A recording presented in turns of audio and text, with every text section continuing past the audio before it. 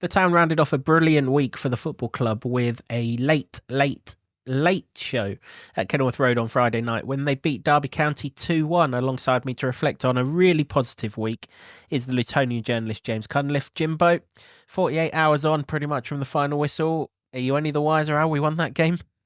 No, but we've only got 5 minutes to discuss, so we can be in the pub pretty quick, can we? Well, yeah, absolutely. We'll discuss those 5 minutes and a few bits either side of the game right after this intro. For me, it's the people and the spirit of the people as well. I love this town. I love this town. I love this town. You know what I love about this town is actually you. Everyone in it has got this massive soul. We're Luton people, and that's what we care about.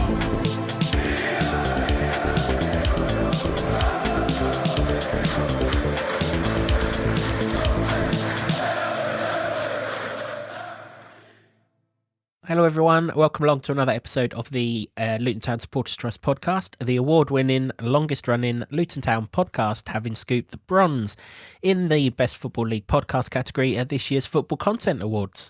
This season, the show is in association with Solid, providing opportunities, provisions and assistance so our academy can fulfil its potential.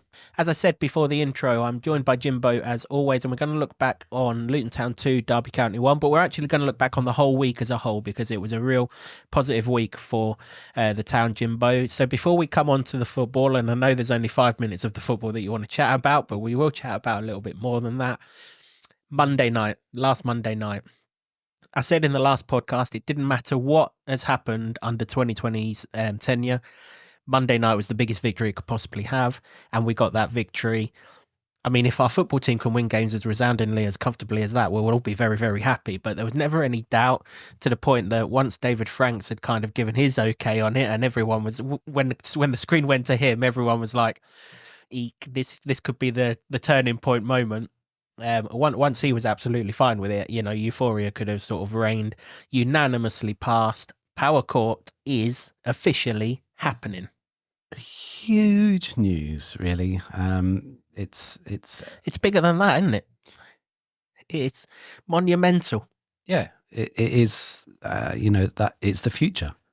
I mean, as we said before, when we were looking ahead to it, it was recommended for approval. So I think, barring any major mishaps, which you would imagine have been dealt with because of the amount of time that we've sort of been waiting for this scenario to happen, then I couldn't see it going any other way. But still, you never know. You never know till it's done. And so just to watch it happen was, it kind of wasn't as emotional as the first time in 2019, because that was as far as Luton had ever got in trying to plan a move away from Kenilworth Road. And that told us it's going to happen. Despite what's happened in the last 5 years since, and people going, oh, it's never going to happen. It always was going to, because that was the most important one. But this one just, absolutely confirmed it. There's a couple of little bits that they have to sort of satisfy the planners on, which is fine. And that's normal, little amendments and stuff. But the large bulk of it was there. And to have that rubber stamped, really, and we know that 2027 is the target date. I think Gary Sweet has said since, don't be frustrated if it's 28 or something, but in the next 3 years, Luton Town are going to have a new stadium, and it's huge news. Yeah, it absolutely is. It's as I say, it's the biggest victory that we could have had, bar none, really. 2027-28 is the desired season to be in at Power Court. If it is delayed to 2028-29, you'll see the stadium going up by then anyway. So you could be able, you put up with it for another 12 months, won't be a problem. First brick's meant to be in the ground somewhere in the vicinity of June next year. So obviously there's still a lot of levelling out work to do. If you did watch the meeting, then you'll know there was an awful lot of conjecture or talk about the River Lee and its rerouting and things like that. That's still to happen before the stadium can be built and things like that. The substation's still being built. Then they need to transfer over to the new substation, and that obviously the timings of that will impact it as well. But So much talk about traffic. Like I'm just banging your head against a brick wall going, it's between two train stations. yeah, Stop worrying about it. As God's sake. The whole point is they're going to arrive by the train stations or another route. There's the busway and stuff. And there's going to be bars and stuff to do around the ground. So surely you want to get there and have a few jars and stuff. And the one that was getting me was all the sustainability talk, because people drive to Kenilworth Road. Well, of course you drive to Kenilworth Road because it's in the arse end of nowhere in comparison to any public transport. Okay, a little bit different now the busway's gone in, but even so, comparatively speaking, like you say, why would you not get the train in? You literally come out of Luton's main station, turn left, walk for about 2 minutes, and lo and behold, you're going to be at one end of the football ground. It's a no-brainer. I mean, even if you're an away fan and presumably you'll be asked to get off at Parkway for segregation issues. Again, I'm only surmising that that's the case. It would make sense for that to be the case. You're only a 15-minute walk away and you're still at that end of the stadium. It's, it's a no-brainer. And then the busway and everything else. And yeah, it's just great. The only sort of funny thing really was St Mary's Church worried about people walking through the graveyard, and I think someone said buy a couple of padlocks. yeah. But they've been supportive anyway. Absolutely, they were very supportive when the plans were submitted. They put out a statement, didn't they? So I mean, they read out their objections, but there wasn't really an objection in there, was there? It was more a concern than an objection. I think that's really good as well, because they're gonna have neighbours. Like quite significant neighbours for the first time in quite some, probably since the shopping centre was put up in the 70s. So it's right that they want to say everything's great as long as X, Y, and Z doesn't happen, and it won't. But I think what it's done is shown that they've had this really complete plan in their mind from the beginning. They were talking to them, well, from what we understand from the Reverend, from the very beginning, like, we want to do this. So that's exactly what you want to do. It means it's very community focused, which is what we always thought it would be and was always billed as. So it's a real big Luton milestone, and a reference again in a month when we've had really bad news about Vauxhall. They've been protesting this week, quite right, fair play to them. And well, actually there's been some news on that. So the business secretary and the government has written to them to say, can they delay the consultation? So fingers crossed the Vauxhall workers, there's some light at the end of the tunnel there. But, for this to happen in that sort of context, it's huge news. It really is. There's the amount of jobs it's going to add, the economic impact it's going to have. It's massive to be able to move away and for the club to be sustainable and all the... And it's still going to be a smaller club against some of the massive clubs, but it's going to afford you so much more ability to do what everybody is now currently talking about, which is what we're going to do in January. How much money we've got to spend. Why aren't you spending the Premier League money? Well, this is where it's all going. Be patient. I know it's hard for football fans and football people to be patient.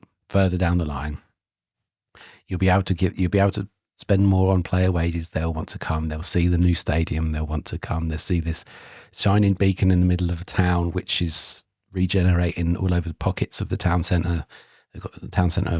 The council have got this plan for 2040, and they'll want to come that way. Trust me, it's gonna be good. You've just got to be patient. Yeah, no, it's going to be good. Yeah, as I say, unanimously approved, minus the geezer who walked out of the meeting and therefore lost his vote. Took 5 or so minutes for him to work out what was going on. You're not allowed to vote, son. You've been out. Sorry. He made it clear he was going to vote yes anyway, so it didn't matter. And yeah, all good. So yeah, full steam ahead for Power Court. That was the first victory of a really big week. Before we got into the game though, new signing. They're always welcome, particularly when we're running out of players. Say a new signing, there's a guy that everyone was familiar with at the club, Eric Peters, former West Brom defender, Netherlands international. He was here in the summer. They probably might have looked to do that deal in the summer, but then it's players that they didn't think were going to come back as quickly as what they did. Reece Burke, Amari'i Bell, to name but two, did come back quicker. So there was no need to put a 36-year-old on the books at that stage. Of course, now we've run out of defenders since we found out that we'd lost Hashioka at Blackburn. And so it just made sense to add another body. We've always had that one spot in the squad available. Of course, news has now broke, which I know one or two people already knew, that Tom Lockyer has damaged ankle ligaments. He's going to be out for months. I mean, it never rains, but it pours for the boy, doesn't it? But Peter's in first. There was a lot. Hey, listen, when isn't there a lot of criticism on social media? But there was criticism of the deal on social media. I think you have to put it into perspective, and here's how it works. So firstly, it's a 1 month deal, which I think Rob's confirmed. It's a 1 month deal. It's literally a body to get us through a busy period at a time where we've no bodies and games coming thick and fast. That 1 month will take us, I think I'm right in saying his last eligible game right now is Preston at home.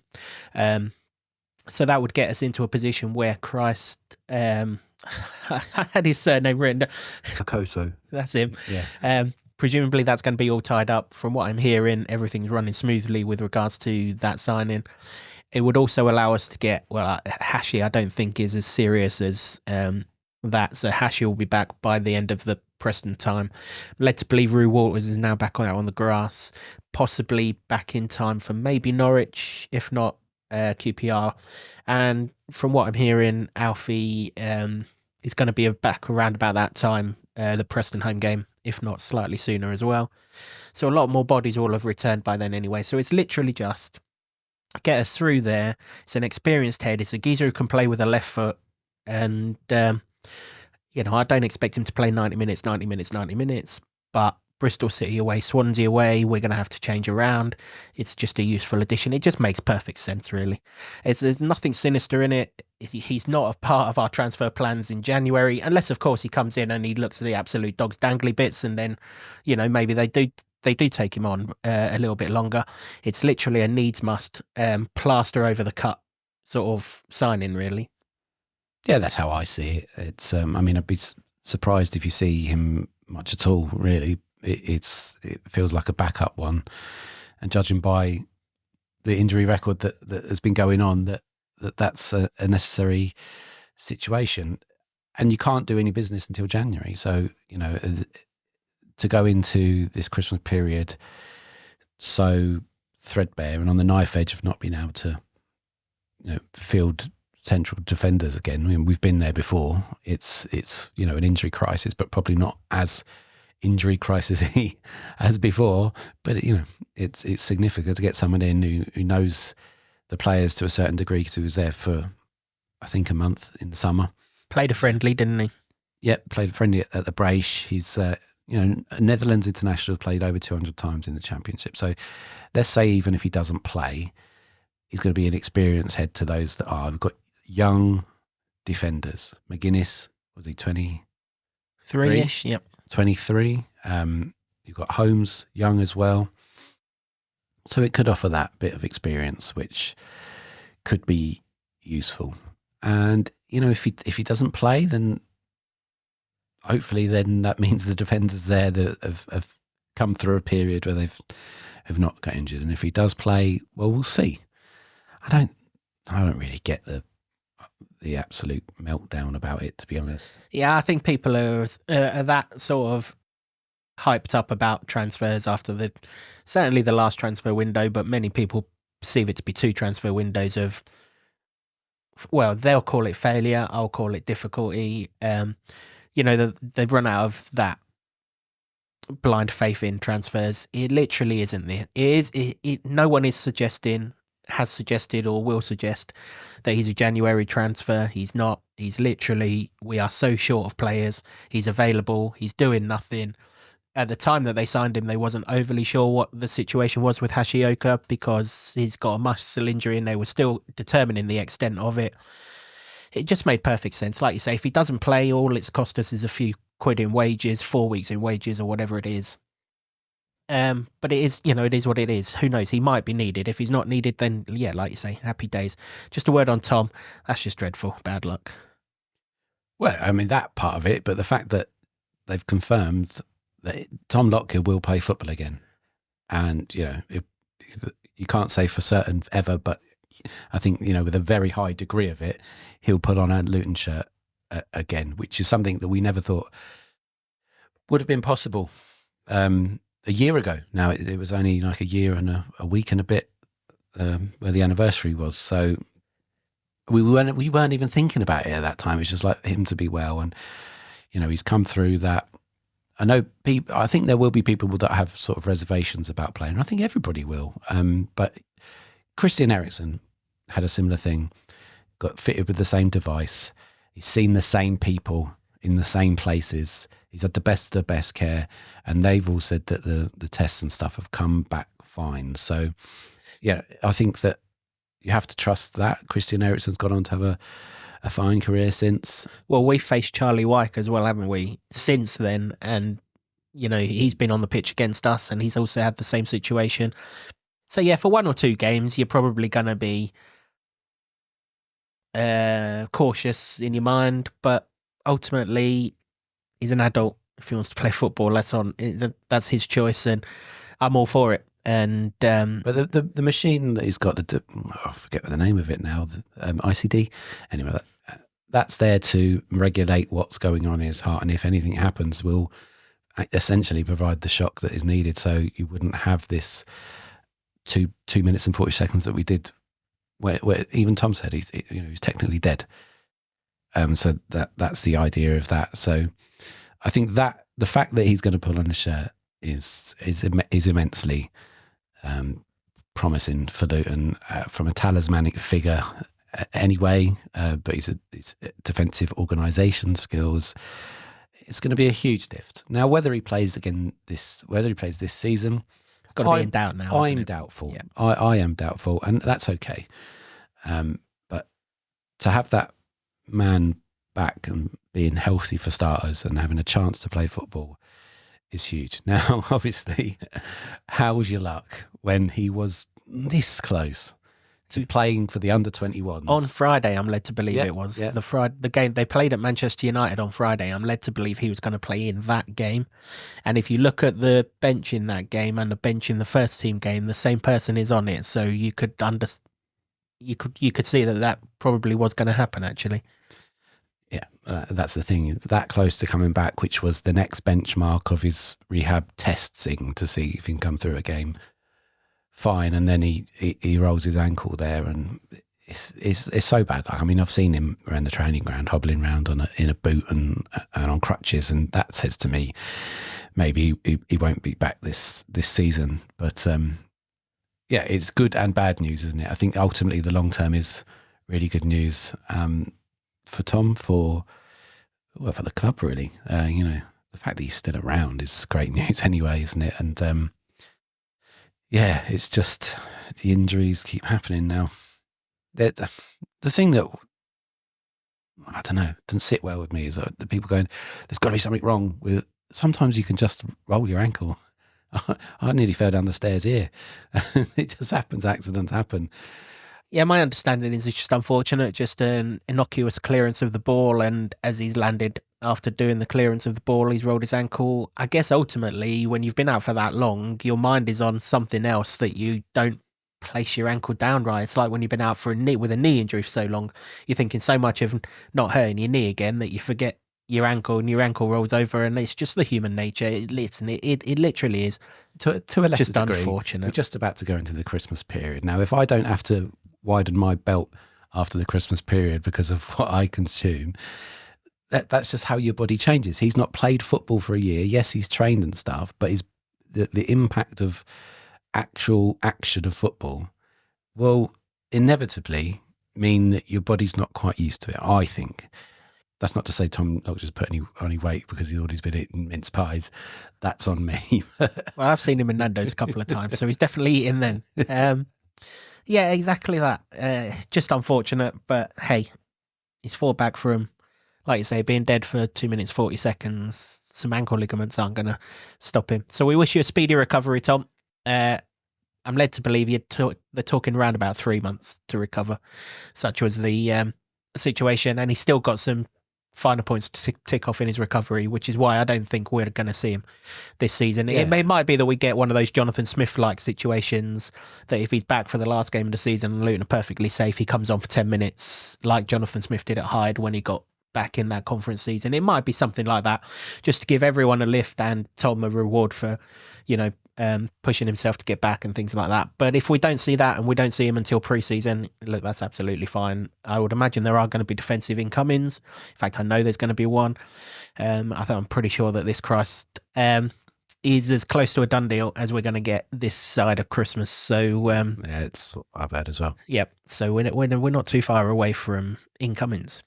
And then of course we go on to Friday night, where Tom is actually on the pitch at Kenilworth Road, not in a playing capacity, but in a punditry one. Quite why Sky had to traipse him all the way down to that corner when they started off in the Bobbers stand side when the geezer's on crutches and things. Can't you move your table down that way and help him out a bit, lads? One change to the team, though. Mads Anderson came in for Daiki Hashioka. It's a huge switch around in the defence. Holmes has gone from left against Stoke to right against Blackburn, back to the left. McGuinness has gone to the right, and Mads has gone in the middle. And the rest of the team, all the same, except Chong and Moses have switched wings as well. Moses left wing back, Chong right wing back. Everything else the same. Sonny Bradley captained Derby. James Cunliffe was on the bench. And well, for about 88 minutes, that was pretty much it, wasn't it? We probably, with the game would have been an awful lot different had Morris's header after 5 minutes found the inside of the post rather than just wide of it. But once it missed, it was an 88 minutes to forget, really, wasn't it? Yeah, it was a real slog for both teams. Both teams were, pretty unconvincing in showing any quality. Really, there was obviously that chance that you spoke of. Luton kept Derby to 0 shots on target in the first half. Well, I mean, they didn't want to win, did they? They come here for a 0-0 draw. They upped it a bit in the second half, and they got their goal. There was a couple of other chances they had. Thomas Kaminsky, a couple of saves, obviously, but the quality was not high. I've said this on this podcast before. Most games of football, and not just Luton games of football, they're not that interesting. Maybe some moments happen, but there's not always quality. Sometimes it's a slog, and that was a slog. But for me, let's, as I said in the last one, let's enjoy it when something good happens. Yes, you can say, everybody's entitled to say, that wasn't good. True. Everybody's entitled to say, well, maybe the win papers over some cracks. Also true. But they won. And when you're on a good winning run of form and you're challenging at the top end of a table like Luton have done many times in the last decade, when that happens, the way people describe it is almost completely the reverse. Because they'll say, oh yeah, but winning teams know how to grind it out.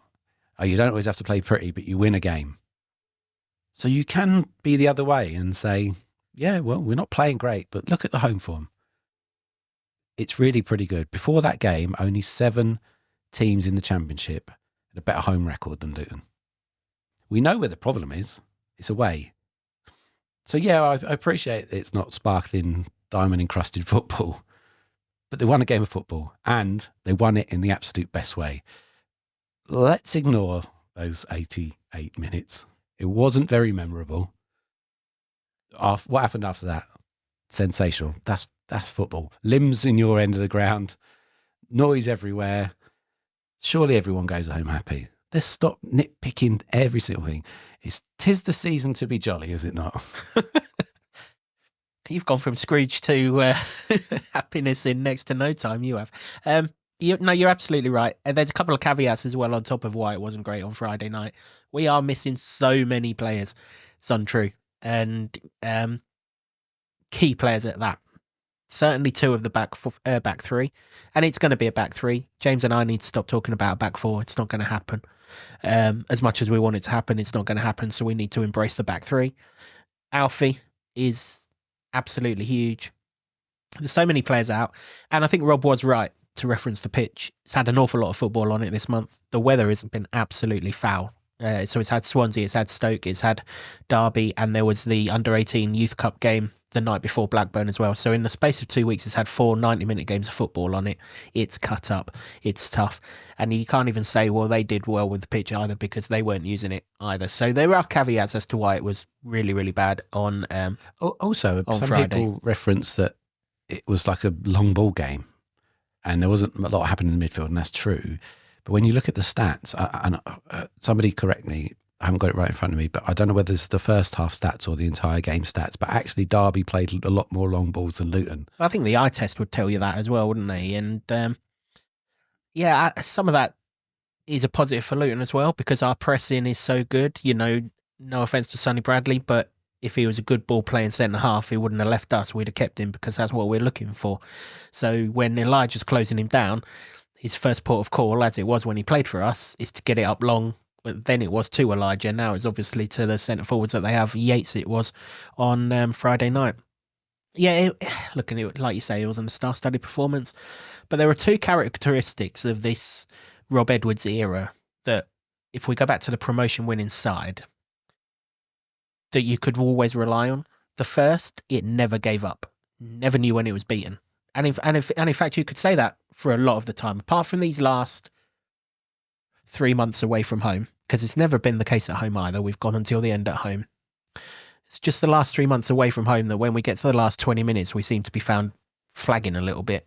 Again, that's just the eye test. There's nothing in that. Well, it went till the very end. It didn't know that it was beaten on Friday night. And let's be honest, weaker men would have just thought, fuck, it's not going to be our night. We'll wait until Boxing Day, but they didn't. They kept on going. They had to find a way. It wasn't the prettiest way. It was set pieces again, but they found a way, and you can't criticise them for that. And the other thing, Rob Edwards would turn a game with his substitutions. Now, there's a lot of like-for-like substitutions on Friday night, but there are going to be like-for-like substitutions on Friday night because the game changers are sat on the sidelines.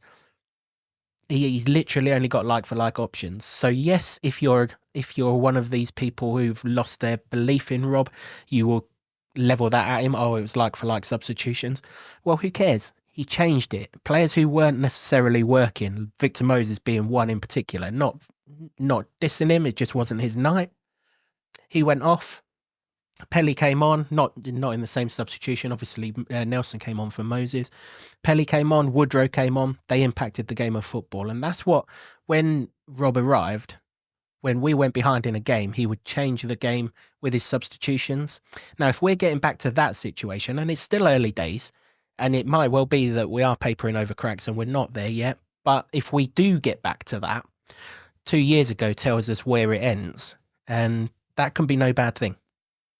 Yeah, I think that they were positive, and obviously the goals came. I mean, I was convinced that Luton were losing that game until some of the change was made, and it wasn't like they were creating gilt-edged chances or anything. But we have in the past criticised that there have been no shots on target. You haven't taken a chance, and that's what happened. And I'm really delighted for Pelly. Obviously, we heard from Rob before the game about Pelly and perhaps why he's not been playing and the frustration there, but that he doesn't show it.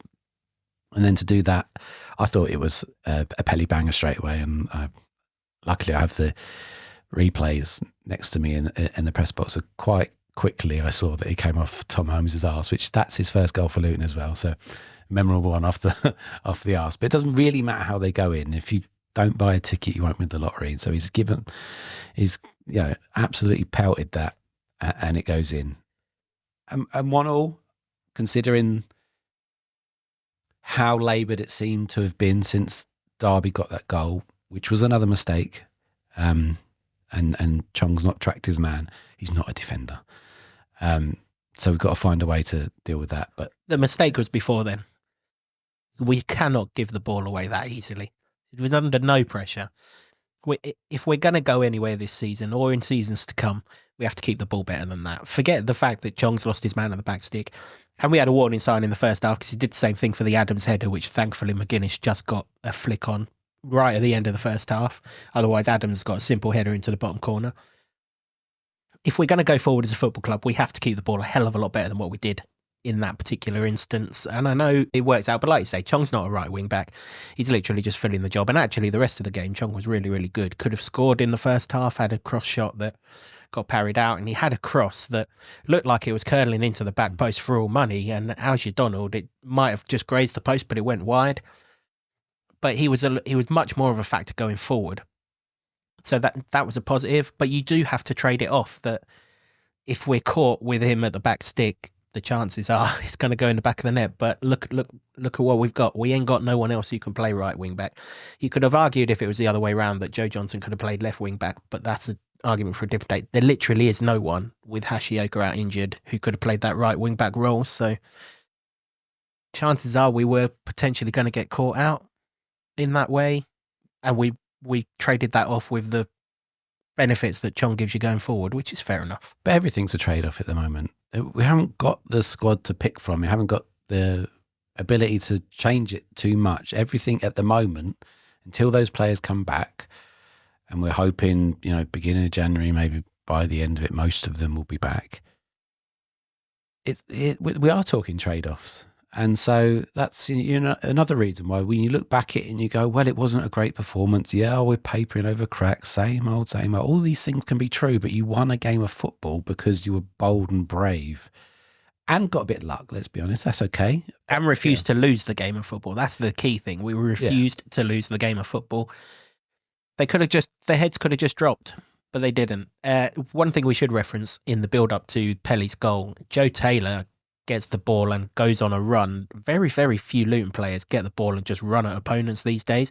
He did. He nicked the ball past Nelson, I think it was, wasn't he? Who just ploughed him out and got the free kick from there. But that was quite impressive because, obviously there's a lot of clamour for Joe to come on, and all you ask when people do come on the pitch is that they have an impact. Pelly did, Corley did, obviously. I thought Nelson brightened the game up when he came on as well. Joe Johnson didn't really have a great deal to do. They declared long by that point.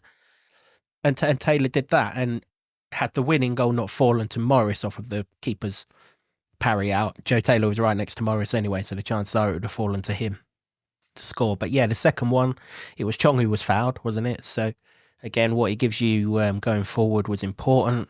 Corley Woodrow with another set piece. I mean, you talk scapegoats. I mean, this is chief scapegoat territory, isn't it? Corley Woodrow. He seems to be pulverised every time he comes on the pitch, at least on social media. I thought he was the best of a very bad bunch at Blackburn last Saturday. And, all you want him to do is impact the game. His set piece for the first one and his set piece for the second one, put into a lovely area. Goes towards I can't remember who gets a header on it, but it's sort of goes away from goal to I think it was Harness or someone. Anyway, he's leathered it right into the back of Colo's arse, which couldn't have fallen for Elijah any better if Colo had passed it to him with his feet.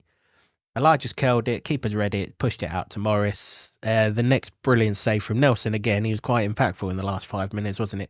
Thankfully, he only pushed it into the top corner because I really wouldn't want to judge a referee giving a handball at Kenilworth Road in the Kenilworth end in that situation. So I'm grateful that he's pushed it in. And then pandemonium. It's just absolute bedlam in the Kenilworth end. It's what football fans live for. Roofs come off. We haven't got many more under the floodlights. That is unless Sky get involved, that is the last game under the floodlights, officially under the floodlights this season at Kenilworth Road, and only 2 more seasons for certain to follow. That's what it's all about as a Luton fan, mate. That place under floodlights, it just does something crazy in injury time in particular, and that's 2 successive games that it's happened in. Well, this is what I mean. You've got to enjoy those moments. I enjoyed it. If anybody was in that ground on Friday night when that goal went in and they were sat with their arms folded and going, papering over cracks, please write in and tell me, because you must be the only person there. That is what football is about. Last minute winners where you've not played well. Enough for arse the first one, an arse involved for the second one, a handball. It's just chaos, and it's just absolutely brilliant. And that is what it's all about. You can nitpick to your heart's content, but Luton won a game of football in the best way possible. And what a decent Christmas present that is. I should say I want to sound as enthusiastic about it as you do, but I'm absolutely full of cold and I have no tone to my voice to get get it anywhere near that. But trust me, on Friday night, I was every bit as enthusiastic. I was as enthusiastic on Friday night as Tom Krause was, because I've absolutely no idea where he appeared from in those celebrations, but he did. Yeah. He was in the middle of it. That is it in football. And if you just get moments, but you have to endure a terrible game of football, you're not going to remember 88 minutes of dross. This is why Americans can't get football, most of them, because they just want goal, points, or whatever it is they do in the American football, American rugby, or whatever it is that you like. In English football, association football, unless you're watching Tottenham, you're not going to get that many goals all the time. You're not going to get that much thrills and spills. But when you do, you live for them, because you have to endure the tediousness to get the good stuff. And Friday night was the good stuff. And as I said, it was so reminiscent of 2 years ago, the last game that we played in that calendar year. Corley Woodrow, we all know what happened. You know, he takes the ball and pings it in the top corner. That was a pretty shit game of football from what I remember of it, which isn't a great deal. It's literally only that winning goal, isn't it? I don't remember it. Yeah. I don't remember that. You got to forget all that stuff. And this is part of how the mind works, I suppose, in many different aspects. Like, I'm lucky enough, I've got 2 children, and you know, my missus didn't remember the birth of the first one, otherwise she wouldn't have had another one. That's like, our brains conveniently forget the bits that we don't like or aren't useful to us, and we enjoy the good bits, and the good bits for 6 minutes in that game. And yeah, I'm here for that. Yeah, absolutely. I am too. I mean, full credit to all the players, because even when we've got back to 1-1, there are so many sides in this world that would have been like, yeah, we've been crap, let's just take our 1-1. But no, we didn't. We pushed for the winner, and we got our rewards. Was it harsh on Derby? Probably, but who gives a shit? You know, the game changed though when Sonny Bradley went off. They were organised at the back, and then when he went off, they were disorganised at the back. And, well, yeah, but 2 games before that, they'd not conceded a goal, and they'd been on a decent little run for them. So that is another, you know, bonus in what Luton achieved there, because, you know, for all the defensive frailties, and that's the problem. Defensive frailties, home games are not, away games are. So defence away is the problem. Now, we've got 2 away games. We'll talk about those when we come out to those podcasts. But Luton score goals, and even when you're not playing, you can still score goals. That's good. And I say again, if Luton were at the end of the table, we all hoped they would be, and doing that, you'd be going, that is the sign of a good team that can grind something out when nothing's going well for them, and they can do that. And you know, apart from Sunderland and Watford at home, really, they've ground out these victories at home and the points. And like I say, when you're going, this is not the best of seasons and people are disgruntled, but at home, only 7 teams have got a better home record than you. We all know where the problems are, and it doesn't take a genius to work them out. But at home,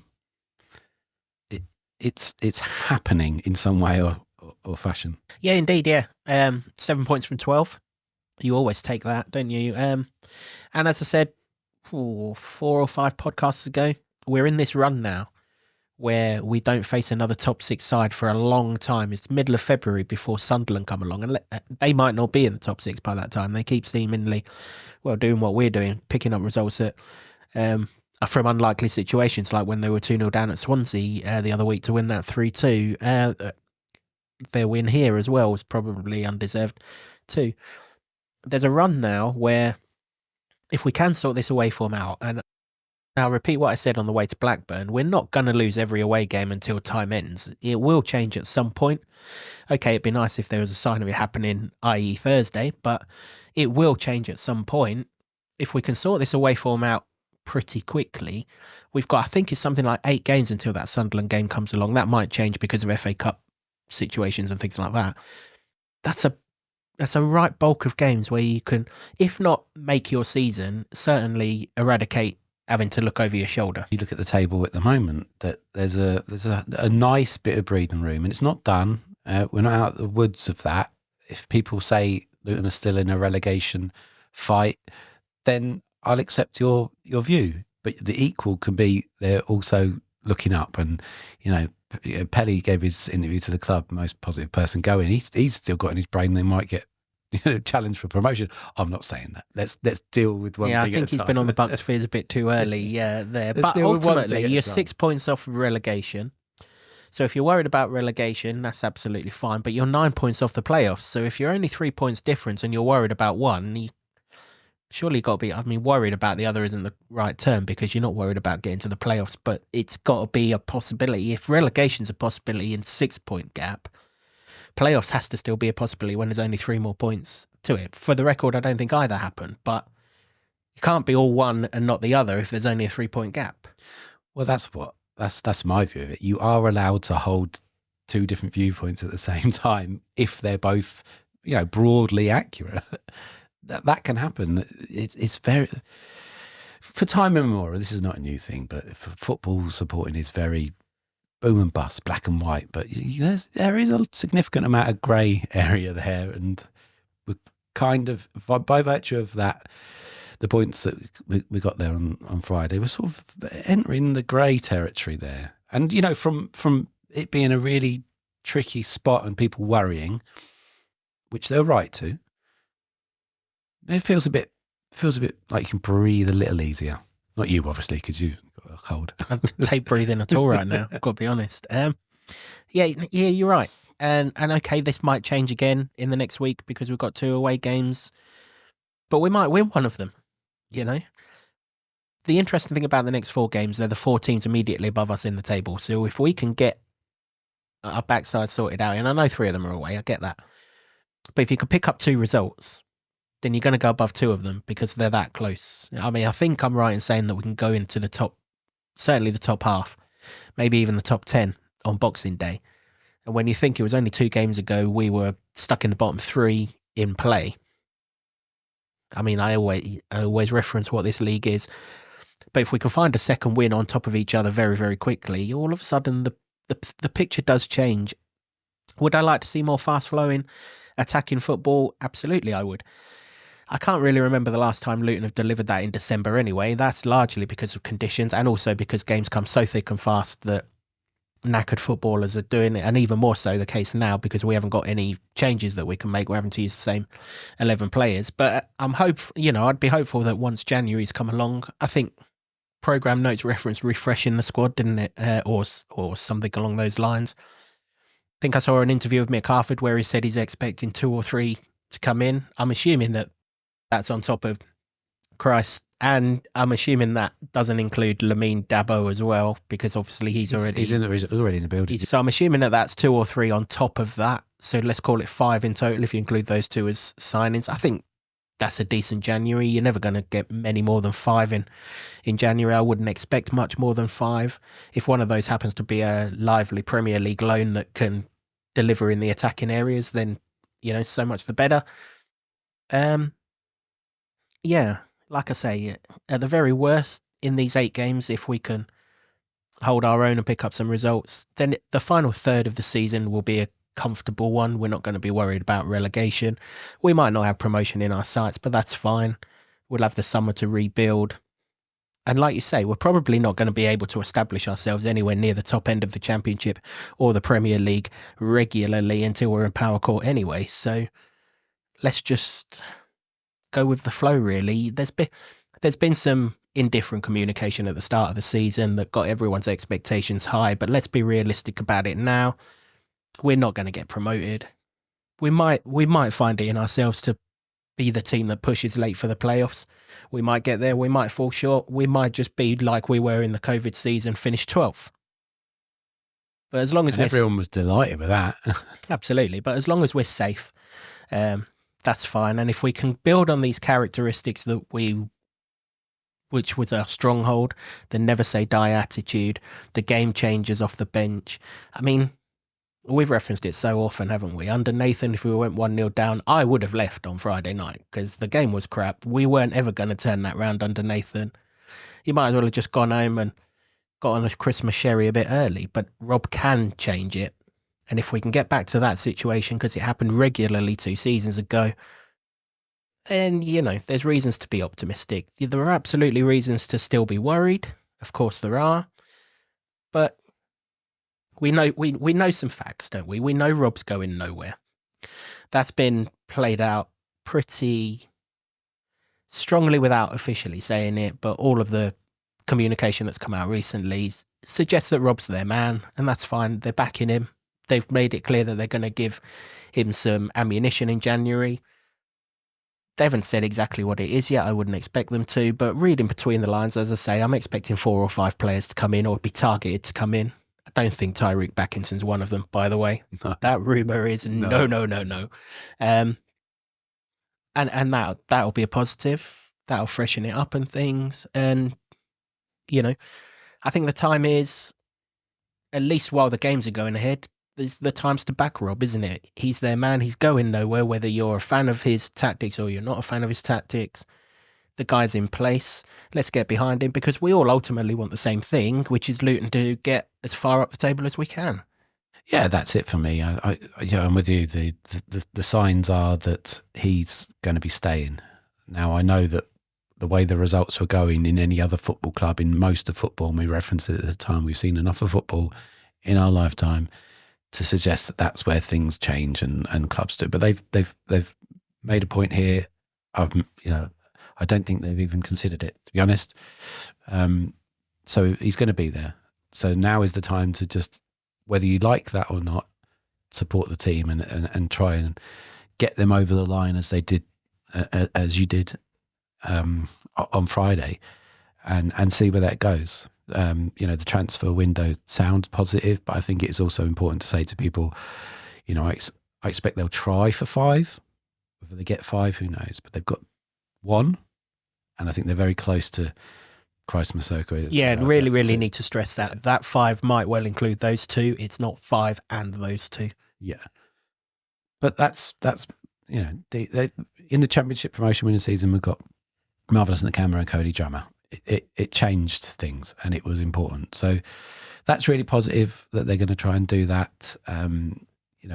Regardless of what you've thought of the last 2 transfer windows, I think most people were underwhelmed, and that's a valid point. But that's in the past now, and let's deal with what's going on now. Well, they can only make the next window a success, can't they? They can't make the last window a success, because the last window's been and gone. They can only make the next one a success. Actually, there was a really good thread on Twitter. Do we call it Twitter? I do. Yeah, call it Twitter.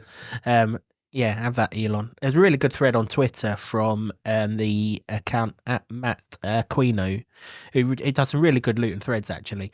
And he went through all of the transfer situation. We was going to do a big thing on the transfers, but Luton won, so we'll save that until we need something to fill. But it's really good. At Matt Aquino, he's basically gone through, he's kind of gone red, amber, green for importance of things to do in January. So obviously the most important thing is buy a centre-half, which they look like they're covering with this lad from Belgium. And then in the sort of amber zone would be a replacement defensive midfielder for Marvellous Nakamba if his legs are going, and also replacement or cover for Alfie. Sorry, not replacement, cover for Alfie at left wing back, where we're really struggling. And then there's sort of green areas of a goalkeeper. We've got 3 aging goalkeepers, but that's, because it's green, that can be kicked down the line a little bit. It's a really good thread, and lots of thought gone into it. So I thought I'd mention it. Yeah, fair play. I've read that as well. He's done a few that I've seen that are worth looking at. That's not to say some of the others that aren't. I'm just saying the ones that I've seen. I'm trying to limit my social media outlook, because I just feel like Friday should have been a joyous thing, and if anyone's not on the same page, then maybe I shouldn't be reading the page. That's just how I feel about it. There's some other things that have happened in life this week where you just think, it's not the be all and end all. There's other things more important. So, I'm much more buoyed by the result. And yeah, it would have been a completely different scenario if those goals didn't go in, but they did. They did go in. You could sense that the boos would have been out in force had they not got that result, but they did. Yeah, do you know what it reminds me of? It reminded me of going back to the summer and the Euros, and England were exactly the same. All these great players shoehorned or not shoehorned into a formation that seemingly didn't work, played horrible football, key moments at times got them over the line, They never gave in, to be fair to that England side. Jude Bellingham scored in injury time. Cole Palmer's goal in the Euro final was in the last 15 minutes or whatever it was. But they kept winning. And people didn't like it because it wasn't entertaining. And, we're going to come up against someone soon that's going to trounce us. Well, no one really did. Spain beat us, but they didn't trounce us. And it's the same with Luton. We're going to come up against someone soon who's going to give us a hiding. Well, yeah, away from home they probably are, but not necessarily at home.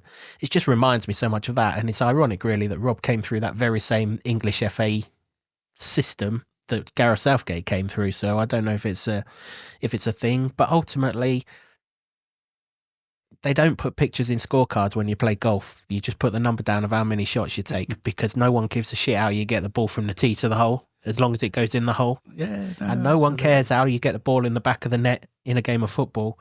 If it's set pieces, well, England have made a World Cup semi-final and 2 Euro finals on set pieces. They still count the same amount as an open play goal. Ultimately, it's all about putting the ball in the back of the net more times than your opposition. And at home, we're doing that really, really well. Now we've got to do that. Away from home, to be honest, I'll take the same amount of times as the opposition right now, or at least not giving the opposition goals. That would be fantastic. But I think, home form's absolutely fine. Attacking wise, we're absolutely fine. Just got to pigeonhole that away form and the away defending in particular. Just level that out a little bit, and we'll be okay. But I do wonder if there's too much emphasis on that away form now. And obviously there will be, because it's crap. But is it now a mindset thing that we're going away from home knowing full well that it's that bad, that we're kind of shoulders slumped before we start, as opposed to at home where we're clearly really, really good and shoulders are a little bit higher? I just wonder if it's a mental thing now rather than a tactical or ability thing, in which case if we can just sort that mentality out, which would come with just one result, then maybe that would help. And we'll only know when we get that result, of course, and we're all sort of it's all hypothetical and all of that. But a team can't be as good as it is at home results wise and then not be able to do it away. There's something there. They've obviously not triggered what it is, but they'll stumble on it at some point. By hook or by crook, they'll stumble on it at some point. And when they do, well, at least we're going to have a comfortable 2025. Well, I think a significant portion of it will be mental. Another portion of it is be defend properly, and that's that would be nice. That's an ability and a tactical thing. But a certain proportion of it will be a mental thing, a psychological thing. And there's lots of very interesting takes on how much mindset puts into sport. And it will be in football, but you reference golf there, and that's a massive thing in golf. It's so much in the mind. If you can whack it as far as some of these golfers can, then the rest of it's some of it's short game, but the rest of it is how your mind's approaching this. And there's a very fine line between success and failure there.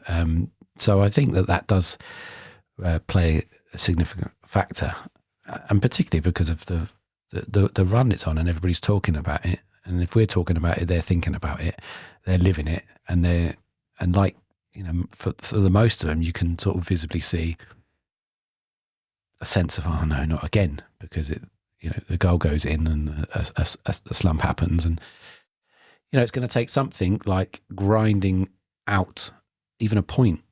That would be okay because it stops the rot of defeat, and I think that's how you've got to approach it. Don't expect to go away and play teams off the park. Don't expect sparkling football.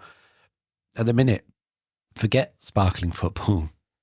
Need to get some results. That brings confidence. That means you try some more things that come off. And that's not to say there weren't some things that they were trying, but they weren't coming off. But when they do start to come off and they click, that's more confidence. Just build it up. The confidence was rock bottom. It was so low. And I think Rob's referenced that, so I'm not speaking out of turn or anything. And that takes a lot of time to build up. Anything in life, confidence, victories, culture, anything, takes a long time to build up to be successful, and quite a quick, easy routes of destroying things, anything. And that's just the nature of it. Yep, it's like a greenhouse, isn't it? You need a few days to build it, but one stone through the window and it's shattered again, isn't it? No, the reason There's that I bring a up level of expectation as well. I mean, go back to your point about the England in the summer. We've now probably, and this is the England point, but it may have some relevance. We now, as English national football supporters, have arguably become too accustomed to getting where we want. When you and I were growing up, it was sporadic pockets of glorious semi-final failure, and you remember those and you go, oh, it's so close, and we remember it fondly. You know, when they came back from Italia 90, Luton was packed because they came off at Luton Airport packed, because we loved that. Euro 96, it was the pinnacle of the 90s, and all the stuff that I loved about the 90s, that was centerpiece of it, and we loved it, and we were that far away from getting into the final, and it was glorious failure. But we now are getting there, and we've got fantastic players, and loads coming through academies, that and there's some more in the pipeline now. And we're now thinking, right, well, that's our place and we should be getting there. And the expectation level was such that we're going, well, we can't just get there by eking out a result here or there or last minute. We're playing terrible. Rah, rah, rah. It's awful. And that was the level of expectation. Now, expectations here as well in Luton, isn't it? So maybe, you'd have to tell me, you're in the stands, is that a level of expectation that is playing on people's minds? Yeah, probably, because they've just come down from the Premier League, haven't they? They showed in the Premier League that they could do it, albeit they've lost their two best players from the Premier League. You could argue three if you include Gabe Osho. So yeah, I think it is. I think it's a delayed reaction in terms of expectation, but also there have been signs that the players can do it, and that's the thing. But this league is a pretty poor league. I've watched plenty of games in this league in the last few weeks. I haven't got those 90 minutes of my life back either. It's, you know, there are some, I mean, even West Brom Bristol City today, which I watched because I knew we were going to reference Bristol City in the next podcast. So I thought, well, I'll get a heads up on Bristol City. I mean, some of these teams are insomniac's dreams. I tell you, if you're struggling to get sleep, stick some of these games on, you'll sleep for England. That's always been the way, though. The Championship is billed as such that it is the most competitive league in the world. It's right, because it is, yeah. You always reference, you win two games, look how far up the league you can go. And, you know, it's the second tier of English football for a reason. It can be competitive, it can be robust, it can be fast-paced. But if everyone in that division was slightly better, you know, with the ball at their feet, they'd be in the Premier League. That's just the cold facts of it. Well, that's it. And you only have to look at the three teams that go up into the Premier League. They're always found out, or they're getting more and more found out, aren't they? I mean, you know, you look at Saturday, Ipswich. We beat Newcastle at home. Ipswich lost 4-0 to them. Was it 4-0, 5-0, whatever it was? I think I stopped counting at 4. Wasn't it? Yeah, I stopped counting at 4. And, you know, Leicester just lost to Wolves, who didn't look like they could win a game of football for love nor money. The gulf is massive.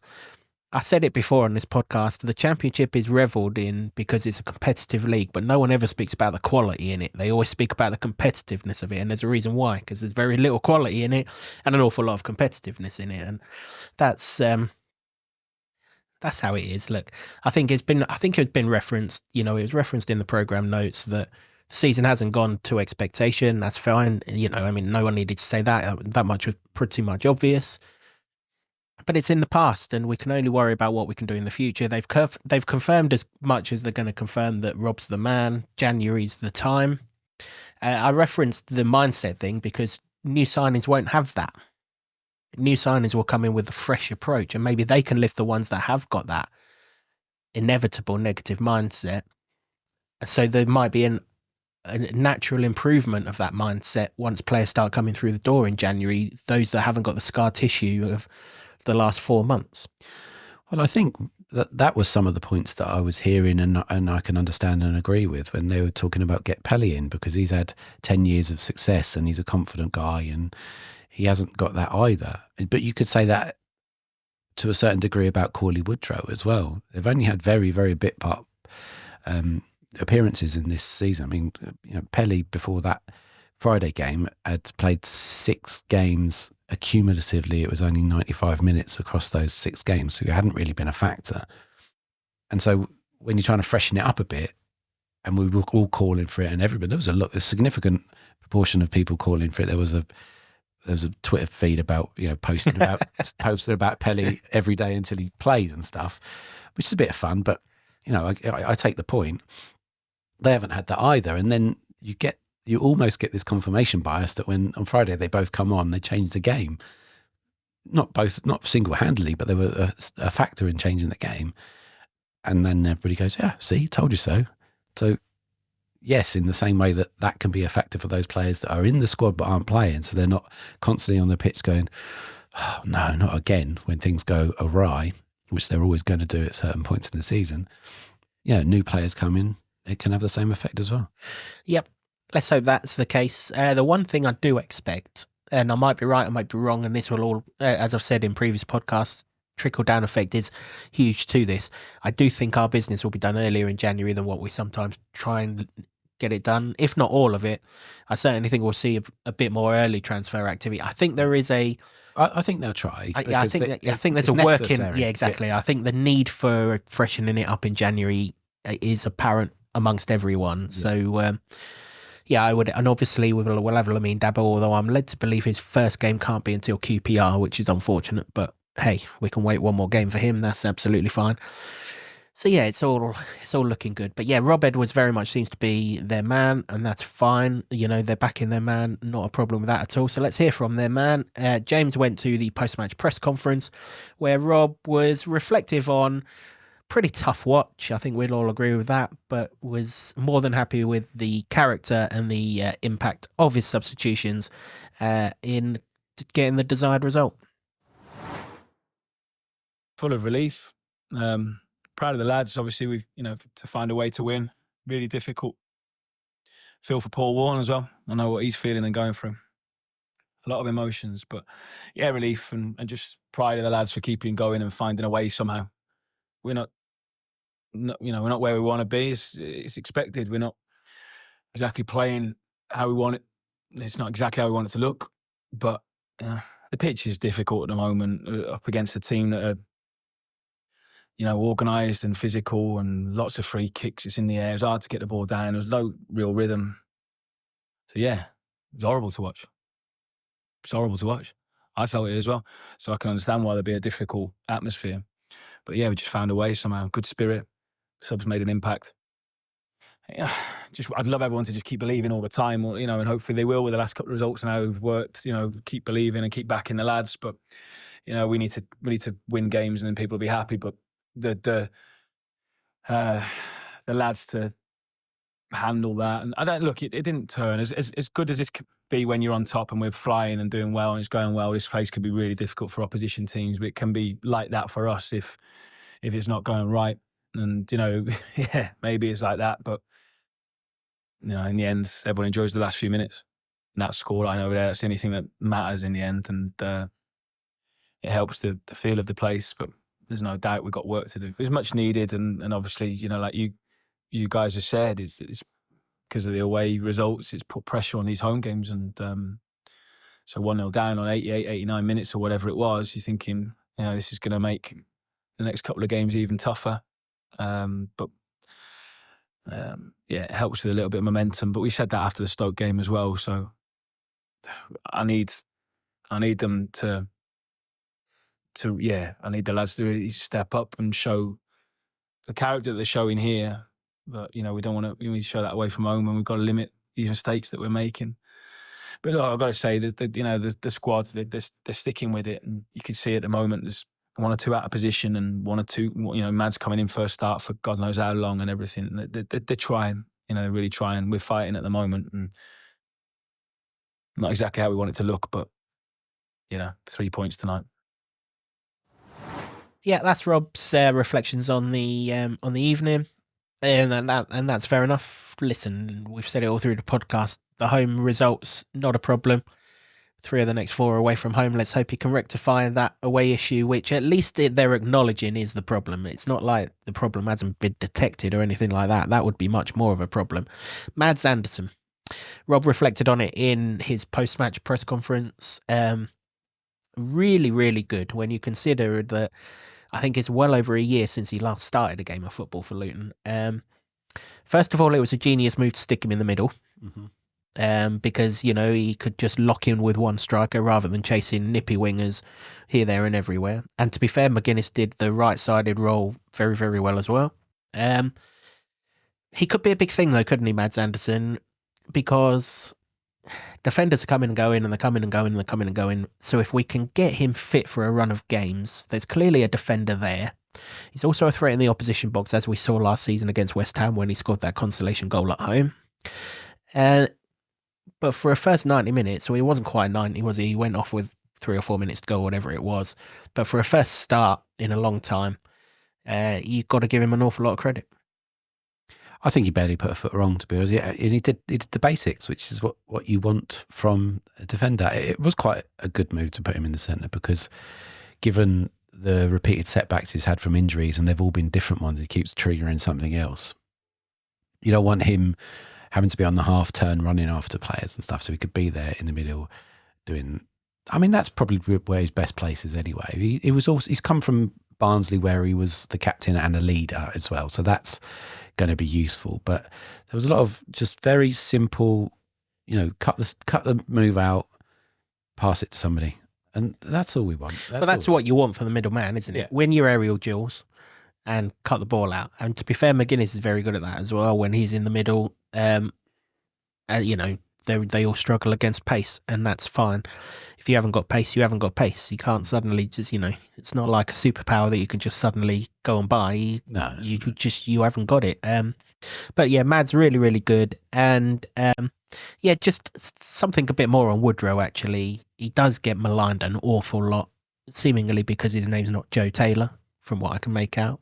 But when he comes on the pitch, in terms of goal contributions, he doesn't necessarily always show up on the stat sheet. But on the same token, he usually does his job pretty well. Usually when he goes on the pitch, he's asked to keep hold of the ball and get us going forward. Generally, he does that. He tracks back as well, which is often why he comes on before Joe Taylor, because he comes on in situations whereby we need someone to track back or play a deeper role than a front guy. But if you think back for the 2 years that Rob's been here, there are a lot of important moments that Cauley Woodrow's contributed to.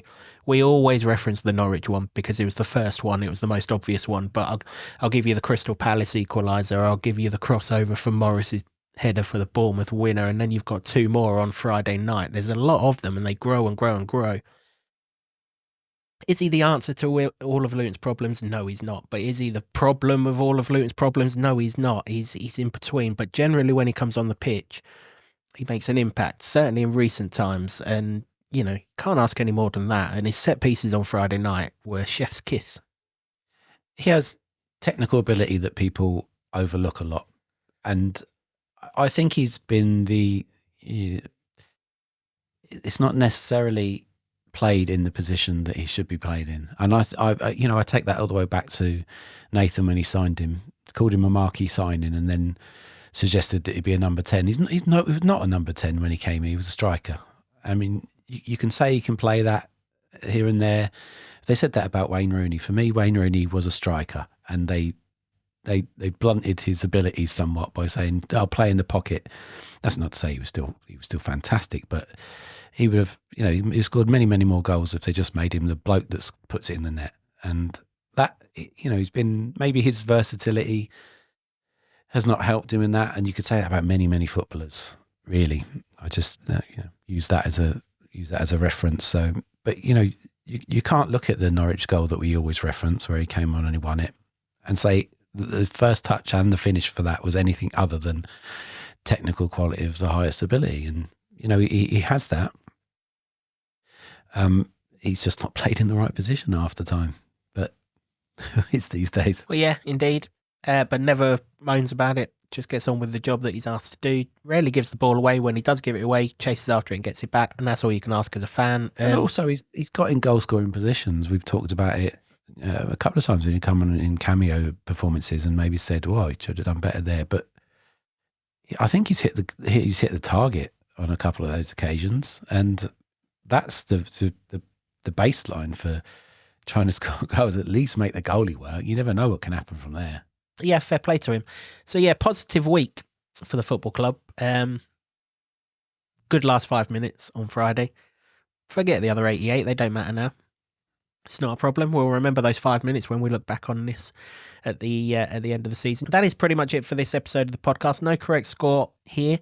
3-0 for me. I mean, I must have been on the sherry or something before that one. That was never happening. Your 1-0 didn't happen either. But 5 people did get Luton to win 2-1. Nick White 7930, Nick Evans 7594, sorry. Twat Celti FC, Sam H 568, and John Allen 9165. Congratulations, you all said 2-1 to Luton. A lot of people went for a Luton win, as we did. All spot on, and all the scores have been put into the leaderboard, which is about to appear on screen now. That's it for this episode of the podcast. As I said last week, we will preview Swansea and Bristol, the other way around, Bristol City and Swansea as one podcast, and we'll review them as one podcast. Those 2 games just fall really, really badly over Christmas, and we've only just done Swansea anyway, so nothing really new to say there that we didn't say 3 weeks ago. So that's going to be the next podcast. That will be out, well, before we go to Bristol City.